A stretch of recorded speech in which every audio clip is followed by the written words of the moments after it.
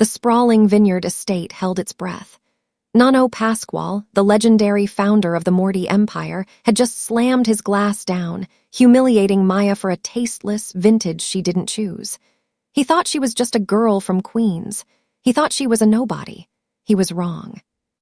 Instead of trembling, Maya adjusted her glasses, looked the old lion in the eye, and corrected him, not in English, but in Arbor-Resh Sicilian, an ancient dialect of the noble houses that hasn't been heard on these shores in half a century.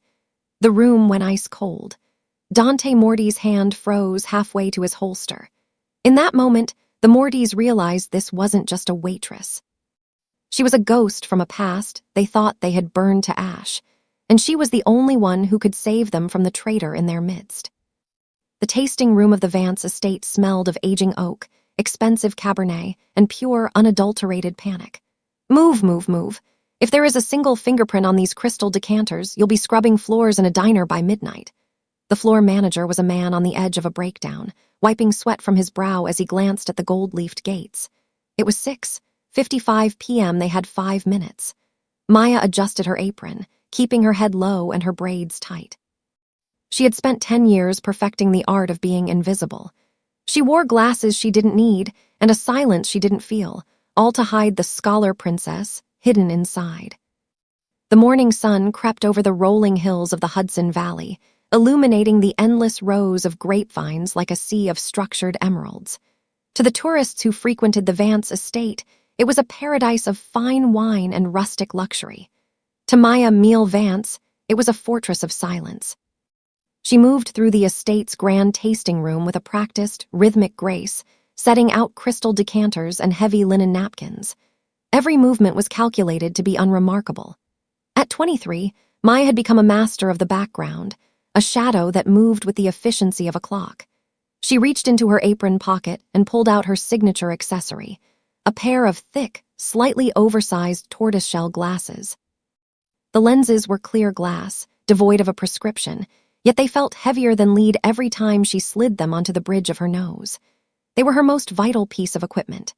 Behind those frames, Maya's eyes were too sharp, too observant. They were the eyes of a girl who had been taught to count the exits in a room before she counted the guests, a girl who could identify a concealed weapon by the slight sag of a suit jacket's hem. The glasses acted as a filter, dulling the intensity of her gaze and transforming a scholar princess into a shy, stuttering waitress. "Miele, stop daydreaming and check the temperature in the cellar," the floor manager barked, his voice echoing off the vaulted ceilings. Maya flinched, a practiced, submissive reaction, and nodded quickly. "Yes, sir, right away." Her voice was soft, a mere whisper of its potential. As she descended the stone steps into the cool, damp dark of the wine cellar, the smell of aging oak and damp earth hit her. For a moment, she allowed herself to close her eyes and breathe it in. It smelled like the hills of Sicily. It smelled like home, before the fire, before the night of ash that had claimed her foster father, Don Luca Vitali. Luca had been the one to name her Miele, honey, because of her sweet temperament, but he had trained her with the rigor of a general. Under his tutelage, she had learned that information was the only true currency in the world. He had smuggled her to America with nothing but a fake name and a silver ring hidden in a locket, commanding her to survive by being nobody.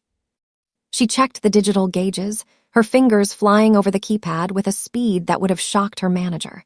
She lived in a constant state of internal friction, the brilliance of her training constantly warring with the survivor's guilt that demanded she stay small. To be noticed was to be hunted. To be brilliant was to be a target. She adjusted the weight of her glasses and climbed back toward the light. Tonight was the Morty reservation. The family that had benefited most from her father's fall was coming to her doorstep. Maya tightened her apron and lowered her chin, burying the princess deep beneath the mask of the girl in the vines. The gravel of the long driveway crunched under the weight of 3 black armored SUVs, a sound like grinding bone that made the hair on Maya's neck stand up. From the kitchen window, she watched the motorcade come to a halt.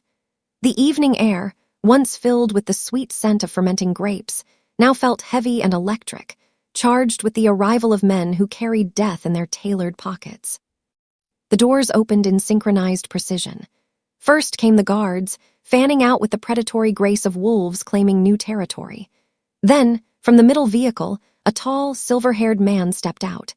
Nano Pasquale Morty leaned heavily on a cane topped with a silver lion's head, his spine curved by decades of secrets, but his eyes remained sharp enough to cut glass. Beside him was Dante, the current Don. He was a striking contrast of modern lethalness, dressed in a charcoal suit that moved like liquid. He didn't look like a mobster. He looked like a god of industry, cold and untouchable. Maya felt the air leave her lungs, but it wasn't Dante who stole her breath. It was the man trailing them, a shadow in a dark tactical vest. Vinny, the vulture Scalia. Her hand trembled against the cold marble of the prep station. 10 years vanished in a heartbeat. She was no longer 23. She was 13 again, huddled in a crawlspace in Palermo, watching through a vent as that same man, with that same jagged scar running through his eyebrow, signaled the killers into her father's study. Vinny had been the inside man, the trusted shield who had turned into a butcher's blade. "Table 4 is seated. Maya, get the water, now," Gerard hissed, his voice a frantic whip crack. She blinked, the edges of her vision blurring. She forced her fingers to wrap around the chilled crystal carafe. She had to be a ghost. She had to be nobody. She adjusted her heavy glasses, the bridge of them slick with the cold sweat forming on her skin. Walking into the dining room felt like stepping into a cage with lions. The atmosphere was thick with the scent of expensive tobacco and a silence so profound it was deafening. As she approached the table, Dante's head turned. His gaze was a physical weight, scanning her with a clinical, terrifying intensity that felt like he was peeling back her skin to see the marrow beneath. Maya kept her chin tucked, her braids obscuring her profile as she poured the water. Her hands were steady, a miracle of muscle memory, even as she stood inches away from the man who had overseen the extinction of her bloodline. Vinny stood behind Nano Pasquale, his eyes roving the room with bored indifference. He didn't recognize her. To him, she was just part of the furniture. "The air in this country," Nano Pasquale grumbled in a low, raspy voice. "It tastes of plastic. Even the water is hollow." Dante didn't look at his grandfather. His eyes were still locked on Maya's trembling hands. "Give the girl a moment, Nano. She's just doing her job." Maya felt the vulture's gaze finally drift toward her. She lowered her head further, the weight of her secret pressing down like a mountain, knowing that one look, one slip, and the night of ash would finally finish what it started. The velvet-lined private dining room felt more like an interrogation chamber as the first course was served. Nano Pasquale poked at his arancini with a silver fork, his face twisted in a mask of mounting dissatisfaction. Beside him, Dante was a statue of modern indifference, his eyes flicking occasionally to a thin, encrypted tablet resting beside his wine glass. To Dante, this was a business meeting. To Pasquale, it was a sacred ritual being desecrated by a world that had forgotten its roots. "It is a tragedy," Pasquale rasped, his voice echoing against the dark wood paneling. "They call this Sicilian. It tastes of sterile kitchens and industrial salt. There is no soul in this rice. It is like the people in this country, all shine, no substance." Dante sighed, not looking up from his screen. "It's the highest-rated kitchen in the state, Nano. The chef trained in Paris. Try the wine, it's from the South Slope." Pasquale took a sip of the deep red vintage and nearly spat it back into the glass. He began to mutter in a low, gravelly tongue, the Arboresh Sicilian dialect, a language of mountain villages and blood oaths. "Betrayal," he hissed in the ancient tongue. "This vine was forced to grow in sand. It tastes of weak water and lies. Only a fool would serve this to a man who knows the earth." Maya stood by the sideboard, her heart hammering against her ribs like a trapped bird. The dialect hit her with the force of a physical blow. It was the language her foster father, Luca, had used to tell her bedtime stories of the old kings. It was the language of her soul. She saw the confused, slightly annoyed look on Dante's face. He understood the sentiment but lacked the nuance of the ancient words. Before she could stop herself, before the invisible waitress could pull the leash, the scholar princess spoke. The words left her lips with a melodic, razor-sharp precision that sliced through the room's tension. "The vine does not lie, Messer," Maya said, her voice steady and resonant in the same rare dialect. But it is not the sand that failed. It is a late harvest from the limestone ridge. It requires patience, not judgment. As we say in the hills, only the vine knows the truth of the soil. The silence that followed was absolute.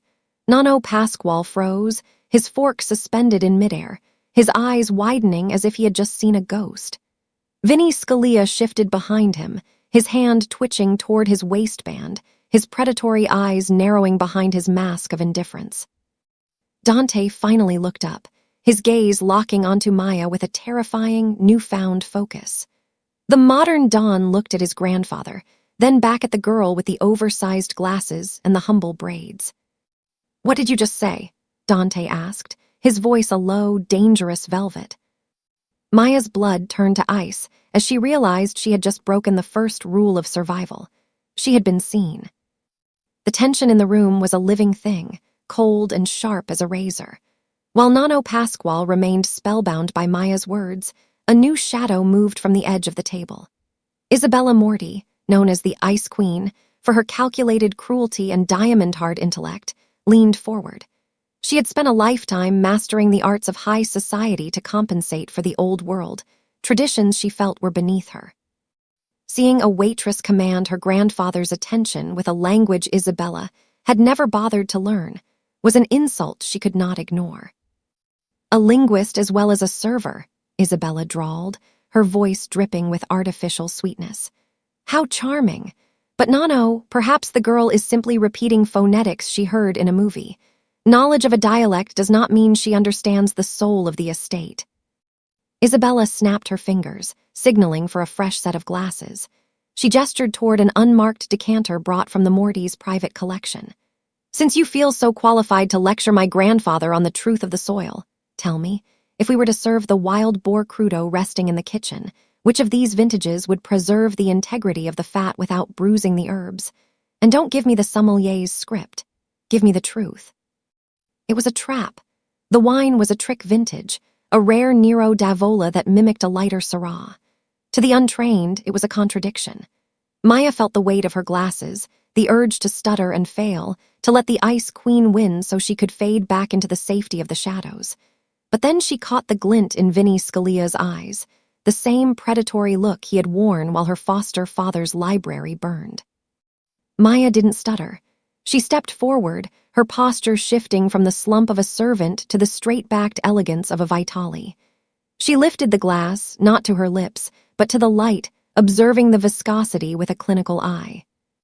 "You wouldn't use either," Maya said, her voice cool and resonant. "The crudo is seasoned with juniper and wild fennel. A Nero d'Avola from the volcanic slopes would be too aggressive, and a Syrah would be lost. You would require the 2014 Grillo, chilled to exactly 54 degrees. It carries the saline quality of the coast, the only thing strong enough to cut the game without insulting the chef." She placed the glass down with a soft, decisive click. The silence that followed was different this time. It was the silence of a court acknowledging a peer. Isabella's face flushed a deep, angry red, her composure shattering for a fleeting second. Dante's eyes never left Maya's face. He didn't look at the wine. He looked at the way she carried herself, the way her shy braids couldn't hide the noble tilt of her chin. He realized he wasn't looking at a waitress. He was looking at a strategist who had been hiding in plain sight. The victory over Isabella felt hollow the moment Maya stepped back into the shadows of the hallway. Her pulse was a frantic drumbeat against her ribs. She had exposed her intellect, a slip that felt like a death sentence in a house of wolves. As she retreated toward the security alcove to retrieve a fresh bottle of sparkling water, she felt a familiar prickle at the base of her neck, the tactical instinct her foster father had drilled into her. The hallway was dimly lit, smelling of old wax and polished mahogany. Maya paused, pressing her back against the cool stone wall as she saw a familiar silhouette hovering near the estate's primary security hub. It was Vinny Scalia. The vulture was not watching the perimeter. Instead, his thick fingers were moving with practiced, rhythmic speed over the digital interface. Maya adjusted her glasses, peering through the gap in the heavy velvet curtains. Her silent arts training took over. She watched his reflection in the polished brass of a nearby sconce. He wasn't just checking the cameras. He was looping the feed for the North Terrace and disabling the silent vibration alarms on the perimeter fence. Maya's breath hitched. This wasn't a lapse in security, it was an invitation. Vinny pulled a small, black encryption device from his pocket, the kind used to scramble short-range frequencies. He tapped a final sequence and checked his watch, a cold, predatory smirk tugging at the jagged scar on his eyebrow. In that expression, Maya saw the same man who had opened the side gate in Palermo 10 years ago. He was the inside man once again. The realization hit her like a physical blow. The Mortys weren't just being hunted, they were being served on a silver platter by the man they trusted most. Vinny began to turn, and Maya scrambled back, melting into the darkness of the service pantry just as his heavy footsteps moved toward the dining room. She looked through the door's porthole window. Nonno Pasquale was laughing at something Dante had said, his guard completely down in the presence of his loyal security chief. Dante, however, looked restless. His eyes were still scanning the room, searching for the truth behind the waitress who spoke in ancient tongues. Maya looked at the exits. She could run. The secret tunnels she had memorized weeks ago were only 30 feet away. She could disappear into the night and let the Mortys face the vulture's shadow. But as she saw Nonno Pasquale's frail hand resting on the silver lion head of his cane, she heard her foster father's voice. "A Vitali never lets a traitor win, Miele, not even for an enemy." She gripped the cold glass of the water bottle. The hit was coming. She could see it in the way the shadows lengthened across the terrace. She had spent 10 years being a ghost, but tonight she would have to become a shield. The dessert course arrived on a wave of heavy silence. The clink of silver against porcelain sounded like a countdown. Maya stood near the terrace doors, her eyes scanning the dark perimeter she knew was now a blind spot. She saw it first, the erratic, rhythmic flash of a red laser dot dancing across the white linen of Nonno Pasquale's shoulder. "Get down!" Maya's voice didn't just carry, it commanded. Before anyone could react, she lunged across the table. Her shoulder slammed into Pasquale, sending the old man tumbling from his chair just as a high-caliber round shattered the crystal centerpiece. The explosion of glass was followed by the staccato roar of automatic gunfire shredding the mahogany doors.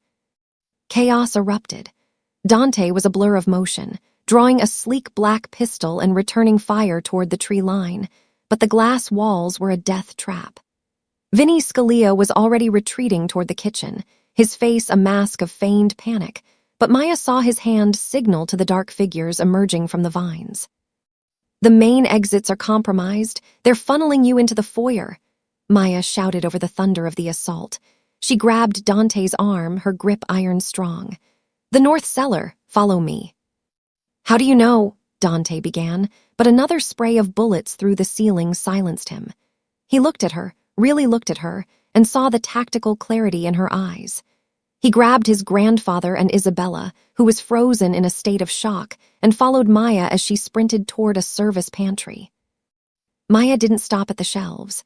She reached behind a rack of vintage grappa and pulled a hidden iron lever disguised as a plumbing pipe. A section of the stone wall groaned and swung inward, revealing a narrow, lightless passage that smelled of earth and ancient stone. "Go, it leads to the boathouse a mile downriver," she urged, ushering the family into the darkness. "This isn't on the estate blueprints," Isabella hissed, her voice trembling. "Who are you?" "I'm the girl who knows these tunnels were built by the men your family killed," Maya retorted, her voice cold as the stone around them. As she prepared to pull the door shut from the inside, a heavy boot jammed into the threshold. Maya looked up to see Vinny Scalia, his silencer raised. The vulture's eyes were wide with a mix of realization and murderous intent. He recognized the mechanism. He recognized the girl's defiance. Maya didn't hesitate. She used the weight of the heavy stone door and her momentum to slam it against his foot, the sound of breaking bone muffled by the ongoing gunfire outside. She yanked the lever from the inside, locking the mechanism. As the stone sealed them into the safety of the earth, the invisible waitress was gone. In the darkness of the tunnel, she was the only light they had left. The damp, earthy smell of the tunnel gave way to the scent of old leather and dust as they emerged into the estate's private library. The room was a sanctuary of oak and shadows, far removed from the dying echoes of gunfire above.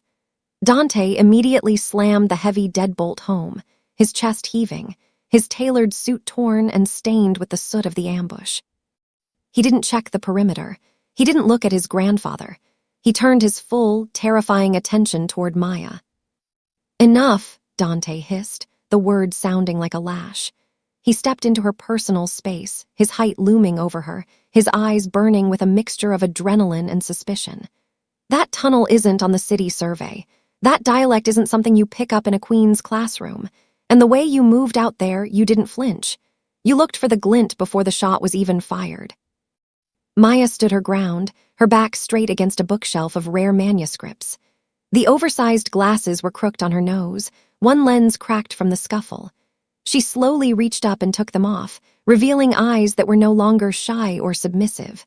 They were cold, analytical, and ancient. "I was taught that a man who doesn't watch the shadows is already dead, Dante Morty," she said, her voice dropping into a resonant, authoritative tone that made Isabella gasp. "Who are you?" Dante demanded, his hand gripping the back of a chair so hard the wood groaned. "Isabella thinks you're a spy. My grandfather thinks you're a miracle. I think you're the most dangerous thing in this house. Tell me the truth, or I swear." "You'll what, kill me?" Maya interrupted, a ghost of a smile touching her lips, a bitter, hollow thing. "Your family already tried that 10 years ago. You did a thorough job. You burned the house, you salted the earth. And you left the scholar Don to die in his own study." Nano Pasquale's cane hit the floor with a hollow thud. "The scholar Don," he whispered, his voice trembling. Luca Vitali." Maya turned her gaze to the old man. "He was my father in everything but blood. He found me when I had nothing, and he gave me his name, his language, and his secrets. I am Maya Vitali." The name hung in the air like a death sentence. The Mortys had spent a decade believing the Vitali bloodline was extinct, a phantom of the past they had conquered. Dante's hand dropped from the chair. The fury in his eyes didn't vanish, but it shifted, replaced by a profound, elective shock. He was looking at the daughter of his family's greatest rival, the girl who had just saved his life with the very tactics his ancestors had used to build their empire. The invisible Waitress was gone, and in her place stood the last living legacy of the Night of Ash. The revelation of the Vitali name left a vacuum of sound in the library, the kind of silence that precedes a landslide. Dante looked at Maya as if seeing her through a cracked lens, the pieces of the puzzle finally snapping into a mosaic of blood and betrayal. "If you are who you say you are," Dante said, his voice dropping into a register of cold steel, "then you have every reason to want us dead. Why save us? Why show us the tunnel?" Maya stepped toward the center of the room, her shadow lengthening against the rows of leather-bound books. "Because the man who is trying to kill you tonight is the same man who murdered my father. I didn't save you out of loyalty to the Mortys. I saved you because I will not let Vinny Scalia win a second time." Nano Pasquale shook his head, his gnarled hands trembling on the silver lion head of his cane. "Vinny, no. He has been with us for 15 years. He is my grandson's shadow. He was there the night the Vitali compound fell, yes, but he led the charge for us." "He didn't lead the charge," Maya countered, her voice ringing with the absolute authority of a witness. "He opened the gates. I saw him from the crawl space in the library. He didn't wear a mask. He didn't need to. He knew no one was supposed to survive." She turned her gaze to Dante. "Check your security logs again, not the ones he showed you, the hardwired backups. He's been looping the North Terrace feed for weeks. He didn't just invite those gunmen tonight. He's been draining your offshore accounts to pay for them." Dante crossed the room in 3 strides, his fingers flying across a concealed terminal behind a row of encyclopedias. His jaw tightened, a vein pulsing in his temple as the raw data scrolled across the screen in lines of incriminating red. The digital footprints were there, subtle, sophisticated, and undeniably Scalia's. "He locked us out," Dante whispered, the realization hitting him with the force of a physical blow. "He changed the encryption keys an hour ago. We're blind, and the accounts are being bled dry." He looked at the heavy library door, knowing the vulture was on the other side, likely preparing to finish the job under the guise of rescuing them. The man he had trusted with his life was the architect of his family's extinction. "He thinks I'm dead," Maya said, her eyes burning with a decade of suppressed fire. "And he thinks you're trapped. He's a scavenger, Dante. He waits for the lion to fall before he moves in, but he forgot one thing." Dante looked at her, and for the first time, the suspicion in his eyes died, replaced by a dark, lethal respect. What did he forget? "He forgot that lions aren't the only ones who hunt in the dark," Maya replied. "The ghosts do, too." The silence in the library shifted from the cold weight of shock to the electric hum of a new, dangerous beginning. Dante stood by the terminal, the blue light of the security override reflecting in his eyes as he looked at Maya, not as a suspect, and not merely as a waitress, but as a sovereign in exile. "The banks are frozen," Dante said, his voice dropping into a low, intimate rasp. "Vinny changed the digital sequence under the guise of security updates. He's draining the offshore accounts as we speak. If he succeeds, the Morty name is dead by dawn. Will be easy pickings for every bottom feeder in the city." Nano Pasquale looked at Maya, his weathered face etched with a desperate hope. "The scholar Don. He taught you the ciphers, didn't he? He taught you the old ways of the vault." Maya stepped toward the monitor, her fingers hovering over the keys. For 10 years, she had suppressed the part of her that understood the flow of power and the architecture of greed. "He taught me that every lock has a memory," she whispered. She began to type, her movements fluid and rhythmic, a silent dance of code and ancient logic. "The vulture is smart, but he's arrogant. He used a Morty key, but he forgot the Vitali foundations your families shared before the war."